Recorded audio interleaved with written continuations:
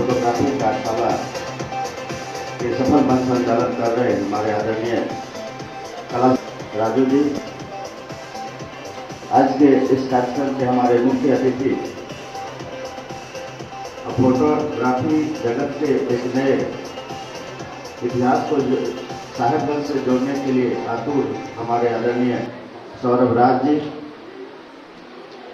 साहेबगंज जिले को एक विश्व पटल पर लाने के प्रयास में प्रयासरत ऐसे हमारे कलाकार और कला के साथ साथ हमारे सांस्कृतिक जो धरोहर हैं, जो हमारा हेरिटेज है, वह कल्चरल हेरिटेज हो या हमारा साइंस का, अगर हम जियोलॉजी की बात करें तो सारे को एक संजो कर हमारा हिस्टोरिकल हो, वो सारे को पिरोने वाले ऐसे हमारे कला के रूप में उपस्थित हमारे अमृत राज जी, हमारे बीच पटना से आए हुए सौरभ राज जी के साथ उपेंद्र जी, और जिनके सानिध्य में, जिनके आदर्श से आज पूरा विद्यालय ही नहीं पूरे जिले और राज्य स्तर पर अपनी ख्याति प्राप्त करने वाले ऐसे प्राचार्य डॉक्टर राज कपूर सर, हमारे इस कार्यक्रम के मुख्य केंद्र बिंदु और भारत के सुनहरे भविष्य की तैयारी में जुड़े हमारे युवा छात्र छात्राओं, निश्चित रूप से आज का दिन हम लोग के लिए एक ऐतिहासिक दिन है, क्योंकि साहेबगंज में यह पहली बार फोटोग्राफी कार्यशाला का आयोजन किया जा रहा है। जब मैं भी पढ़ता था तो फोटोग्राफी का एक जुनून होता था कि मेरा भी फोटो कहीं छप जाए, पता है ना, आप लोग भी पढ़े होंगे अखबार में नाम। वो फोटोग्राफी बड़ा महत्वपूर्ण चीज होता है। कहा जाता है कि आपका फोटोग्राफी और आपका मेहनत, आपके तस्वीर से पता चलता है अपने उसमें कितनी मेहनत की है। अगर आपने आगे अच्छी मेहनत की है तो आपकी तस्वीर भी अच्छी आएगी फोटोग्राफी के माध्यम से, और आपकी सफलता, आप जिस उद्देश्य के साथ आप पढ़ाई कर रहे हैं उस उद्देश्य का भी पूर्ता उस मेहनत से होगा। आपने अपनी मेहनत से अपने विषय को कितना फोकस किया है, और आप फोकस करने का जो मुख्य मुद्दा है कि आप रुचि और क्षमता, ये दो विषय होता है छात्र छात्राओं के लिए। आपका रुचि किस विषय में है और उसमें आपकी क्षमता क्या है। अगर हम ठान लें कि हम अच्छे एक यूपीएससी की तैयारी कर लें, लेकिन हमारे में क्षमता नहीं है, वो आकलन खुद करना होता है। उसी तरह से आज फोटोग्राफी है, जानते हैं कि 19 अगस्त 1839 को हमारा वर्ल्ड फोटोग्राफी डे मनाया जाता है। फ्रांसिस के एक वैज्ञानिक ने इसको लॉन्च किया था, पहला फोटोग्राफी। महिला भी यहाँ की एक जो गुजरात की थी, वह पहला फोटोग्राफर बनी थी। उसके साथ ही आज हम अगर वर्तमान 21वीं सदी की बात करें तो जैसा कि हमारे प्राचार्य महोदय ने कहा कि वो क्षण बहुत महत्वपूर्ण होता है कि जब आप उस क्षण का कैच करें। जैसा कि आप जानते हैं कि हम डॉल्फिन हमारे साहेबगंज में है और डॉल्फिन का लाइव तस्वीर लेना बहुत मुश्किल होता है। उस तस्वीर को हम कैसे लें, उसके लिए कितने मेहनत करने पड़ते हैं। जो फिर कल आप लोग चैनल देखते होंगे उसमें जो तस्वीरें आती हैं तो वो कितना मेहनत करने वाला होता होगा।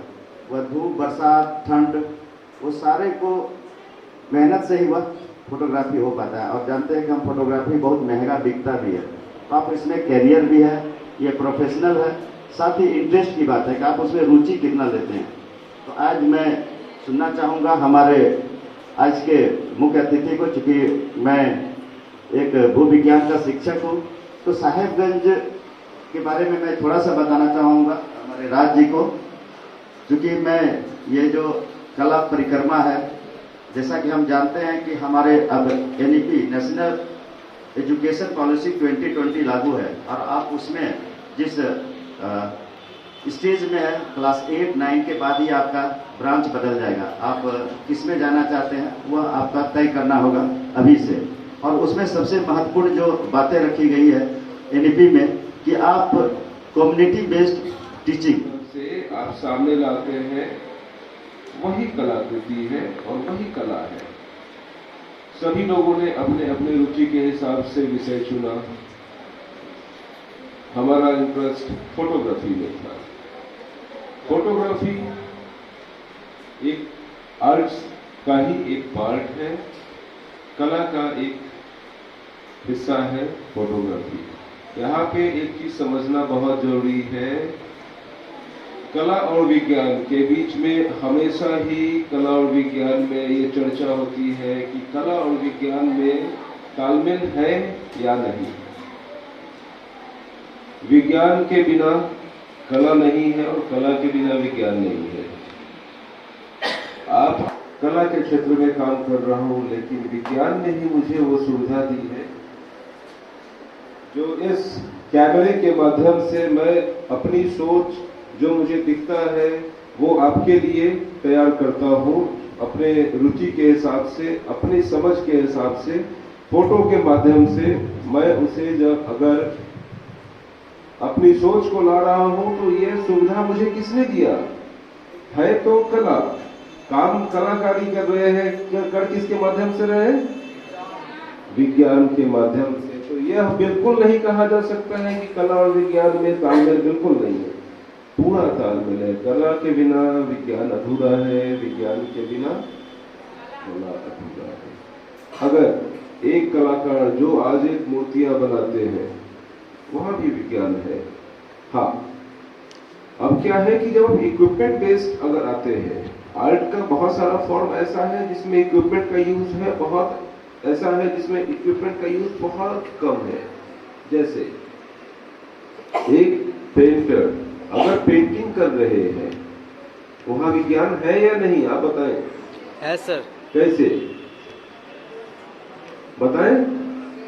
ब्रश, तो ब्रश, अब पहले जिस समय ब्रश नहीं था उस समय भी तो पेंटिंग होता था। बताएं। विज्ञान के माध्यम से कलाकृति तैयार करने में आपकी सुविधा बढ़ती है, आपको आसानी होती है। जैसे पहले ब्रश जितनी अच्छी क्वालिटी का होगा उतनी आसानी होगी, उतना फाइन इमेजेस आप पेंट कर पाएंगे, ड्रॉ कर पाएंगे।